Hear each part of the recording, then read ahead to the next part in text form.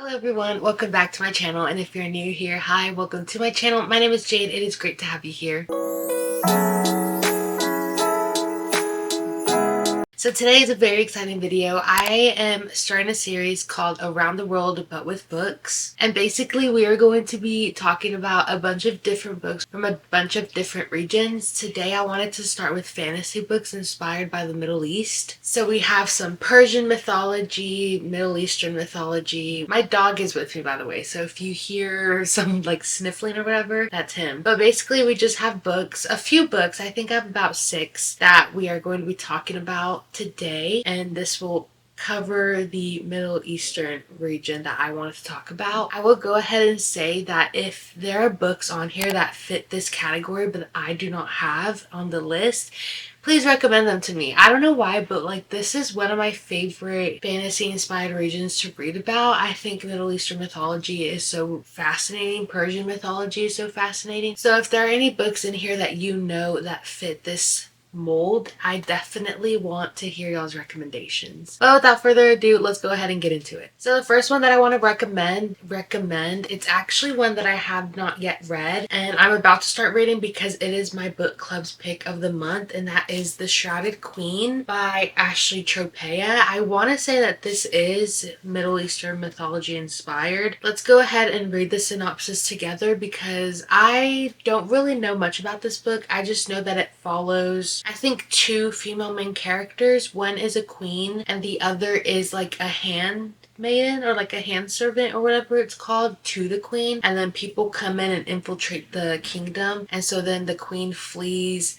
and the servant pretends that she's the queen because the actual queen tells her to, so that the queen can flee. I don't know, so let's read the synopsis together. A slave and a princess switch places to survive, igniting parallel journeys of love and destiny. As a slave to the Ashoran royals, Samira has always known she was expendable, so when the vicious called folk attack, she's ready to die as a decoy for her princess. But when she's captured instead, she's forced to impersonate the princess and survive through brutal trials, all under the watch of her dangerously intriguing shape-shifting captor. Amunet Qada, now queen of Ashura, is on the run following the king's death. With only her guard with benefits, Jazim, by her side, she must evade treacherous allies while racing to contact her father, the god of the underworld, before her long-promised powers slip beyond reach. While Amunet embarks on a quest through the wastelands, Samira learns the true reason for the attack and unlocks secrets in her past that could change everything.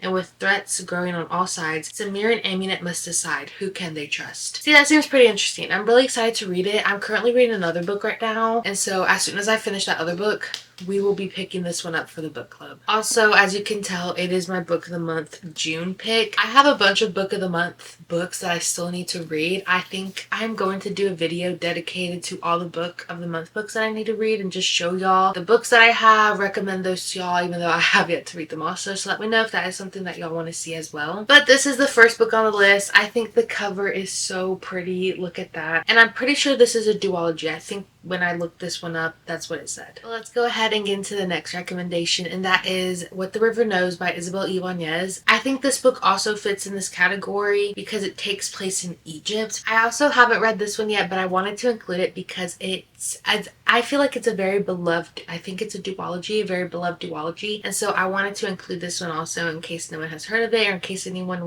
has been on the fence about it. I don't quite know what this one's about, but it says it follows Inez Olivera, and she belongs to the glittering upper society of 19th century Buenos Aires, and like the rest of the world, the town is steeped in old world magic that's been largely left behind or forgotten. So Inez grew up without her parents because they stayed traveling around the world, and when she grows up and gets word that her parents passed away, she ends up inheriting a massive fortune and a mysterious guardian who is an archaeologist who is in partnership with his Egyptian brother-in-law. And so Inez is yearning for answers, I'm guessing to how her parents died, so she decides to sail to Cairo, and she has 2 things that her parents sent to her, which is some sketch pads and an ancient golden ring. But when she gets there, old world magic that is connected to the ring brings her down a path that she soon realizes her parents' disappearance is probably more than what it seems. So it says that with her guardian's infuriatingly handsome assistant, thwarting her at every turn, Inez must rely on ancient magic to uncover the truth about her parents' disappearance or risk becoming a pawn in a larger game that will kill her. So this one seems pretty interesting as well.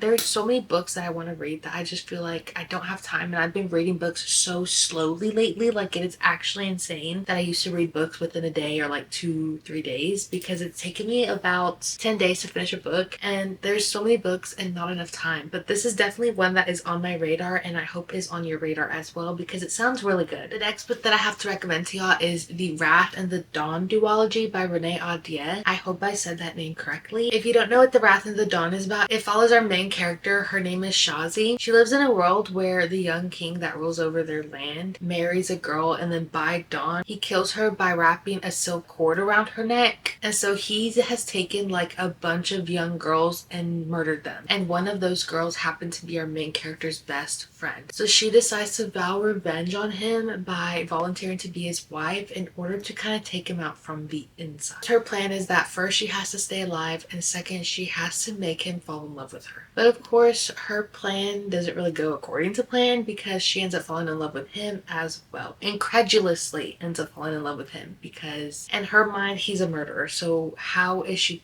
getting feelings for this murderous man that has killed countless many young women? But throughout the book she realizes that not everything may be as it seems with him, with the land, and just kind of with everything else, and with the situation that they're both in. I do know that this book is inspired by Arabian Nights, so if that's something that interests you, I definitely recommend this one. But I absolutely love this duology. The drama, the plot, the romance, our main character Shazi, our male main character Khalid. I absolutely love this one. If there is any book that you take away from this video, please let it be this duology, because I just think I honestly read it like both of these two books within like 3 days. It was so fun. I definitely recommend these ones. The next books that I have to recommend is the This Woven Kingdom. I think it's a 4-book series.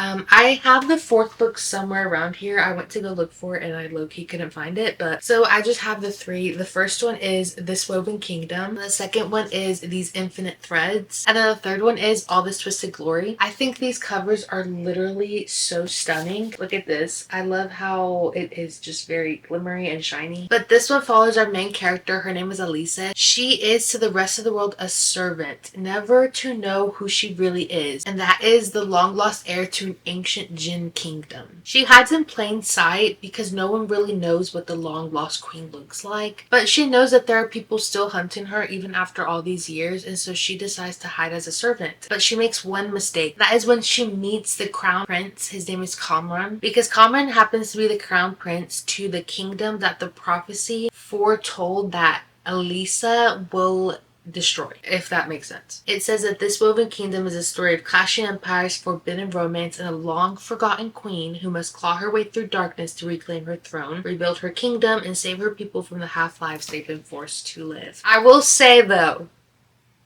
what will I say? I will say my favorite character does not get introduced in this book, at least not in the very beginning of the book. This is one of those books where don't fall in love with the first guy that you see. There. I'm gonna leave it at that. But I also really enjoy those books. They're very cheesy. They're very cheesy. They're YA, but they're still really good. I definitely would recommend them. The romance is just so, it's just so fun. So I definitely recommend those as well. And then the next books that I have to recommend is the Ember and the Ashes series by Sava Tahir. I have the old covers, and so we have An Ember and the Ashes is the first one. I think the second one is A Torch Against the Night, and then the third one is A Reaper at the Gates. And then the fourth one, I also have it somewhere around here, but I don't know where it's at. And it looks like this one. It's called A Sky Beyond the Storm. I have yet to read A Sky Beyond the Storm, mostly because I'm just afraid. I'm scared, but I did read these 3. But if you don't know what it's about, this one we actually get 2 POVs throughout the book, Leia and Elias. Leia is a slave, and she kind of lays low because they are slaves under the Empire. They know, she lives with her grandparents and her brother, and they know that if you defy the Empire, horrible things will happen to you. So she decides just to lay low, but then something happens and her brother ends up getting arrested and put in prison for treason. And so she decides that she's going to break him out, but she needs help. So she joins the rebels and they tell her that they will help her get her brother out of prison if she helps them infiltrate the Empire's elite military academy. And so she's like, well, what the heck? What do I have to lose? So while she's there, she meets Elias. He's a very promising soldier who is training to be a part of the academy's elite force. And he feels very trapped he just feels very trapped in his position because he does not agree with what the Empire is doing. But he's training to be like a vital organ for the Empire, if that makes sense. And so it says he and Leia will soon realize that their destinies are intertwined and that their choices will change the fate of the Empire itself. So we have a bit of a saga going on, starting with this book, and I honestly think this one's my favorite. I enjoyed the second and third book, but I just really loved Leia and Elias so much that this one is probably going to be my favorite, and we kind of just explore a lot of different avenues in the other books, and we start getting a lot of point of views from different characters to the point where I kind of miss the simplicity that this book was. And it's honestly for the fact that our characters just kind of start going through it more in the other books that it makes me miss of when we were just like fighting something small. And so that's what I mean when I say I miss the simplicity of this one. And I still haven't read the fourth one because low-key I'm scared. Like, I don't want to see our characters, I just want to see our characters be happy. And even though they aren't happy in this book, like it could be worse type of thing, you know what I mean? But I definitely recommend this one if you like The Wrath of the Dawn. If you've happened to read that one, or if The Wrath of the Dawn sounds interesting to you, I definitely would recommend this one as well, because even though The Wrath of the Dawn is kind of like a fantasy inspired duology and this one's more dystopian, I feel like it's same in the way that both Leia and Shazi have to infiltrate this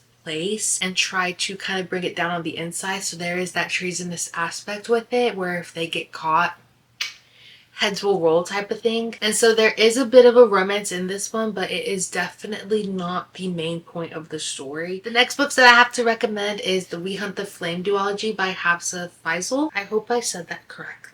I feel like I didn't. But it is We Hunt the Flame and then We Free the Stars. If you don't know what this book is about, it follows our main character. Her name is Zafira. We follow her as she disguises herself as a man in order to hunt in this like cursed forest in order to keep her village alive, because it's like a magic eating forest. And so I'm pretty sure, if I remember correctly, it's expanding and kind of eating up the land, and her village is now right next to where it is. And so she later discovers that in order to keep them alive, she needs to retrieve this ancient artifact that will, I'm pretty sure, destroy the forest and then restore magic back to the land. However, an assassin who happens to be the Sultan's son is sent to retrieve the ancient artifact and kill Zafira in the process, because Zafira has kind of made herself known as this like really good hunter. She's on the kingdom's radar, and so that kind of sets up the plot of the story. So I read this one I think like a year or two ago, and so I still need to read this one, but these are also books that I definitely would recommend. But these are all the books that I have to recommend for y'all that fit under like the fantasy books inspired by Middle Eastern mythology. I honestly, like I said, I find this genre of fantasy very fascinating. I feel like there's not as much within this genre, at least I don't think so. So if y'all have any recommendations that fit this category, definitely recommend them to me, and let me know if y'all have read any of these and y'all's thoughts on any of them. I'm excited to see what y'all think about them. But hopefully I'll see y'all on the next one. Bye.